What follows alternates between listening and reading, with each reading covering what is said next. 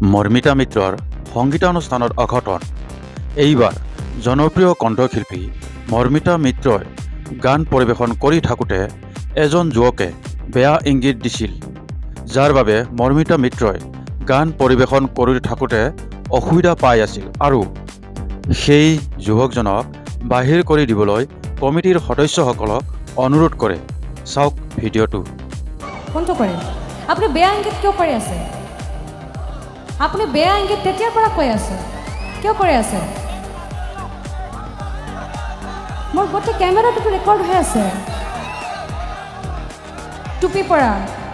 টুপি পিন্ধা মানুহ, আপোনালোকে মানে গাই হাত তুলিব, মাৰপিট কৰিব, তেখেতক ওলাই দিয়ে এতিয়াৰ পৰা।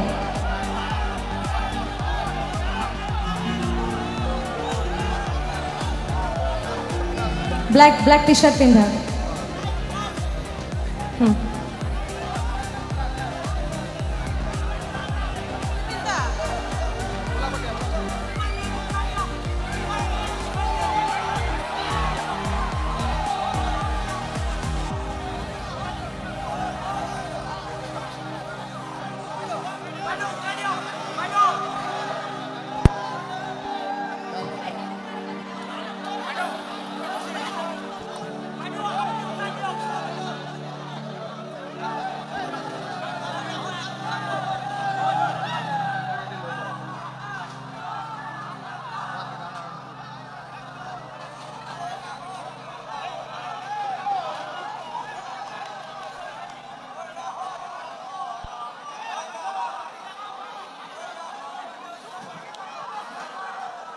বাহিৰত নে যাওক।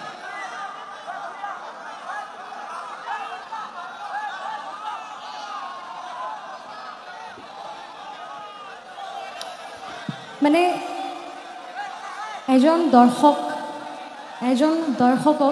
এজন শিল্পীয়ে বহুত মানে শ্ৰদ্ধা কৰি থাকে, মৰম কৰি থাকে, আৰু এজন দৰ্শকৰ বাবে মই এতিয়াও মানে এইটো ক'ব নোৱাৰোঁ যে কমিটিৰ মানুহ বেয়া, মোৰ বাকী দৰ্শকখন বেয়া, এইটো কেতিয়াও হ'ব নোৱাৰে।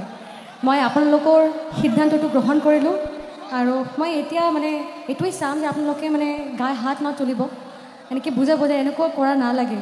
কমিটি ইমান ডাঙৰ এটা প্ৰগ্ৰাম পাতি আছে, এনেকুৱা আপোনালোকে ইমান মৰম দি আছে, মাজৰ পৰা এজন তেতিয়াৰ পৰা বেয়া ইংগিত কৰি আছে, বহু সময়ৰ পৰা মই দেখি আছোঁ। মোৰ কেমেৰামেনক মই কৈছোঁ যে এইটো নজৰ ৰাখিবা তুমি। এই লৈ 4 বাৰ মই এইটো চালোঁ, তাৰপিছতে মই ক'লোঁ। তো মোৰ মনে হৈছে এইটো এনেকুৱা মানে কোৱা দৰকাৰ, কাৰণ মোৰ নিচিনা বাকী বেলেগ শিল্পীবিলাকেও অকৱাৰ্ড ফিল কৰি থাকে ষ্টেজৰ মাজত, গান গাবলৈ অসুবিধা হৈ থাকে, মনত কিবা এটা বেলেগ বাজে, এটা বেয়া কথা ফুৰিবলৈ থাকে, এনেকুৱা হৈ থাকে। মাফ কৰিব যদি কিবা মোৰ ভুল হৈ থাকে।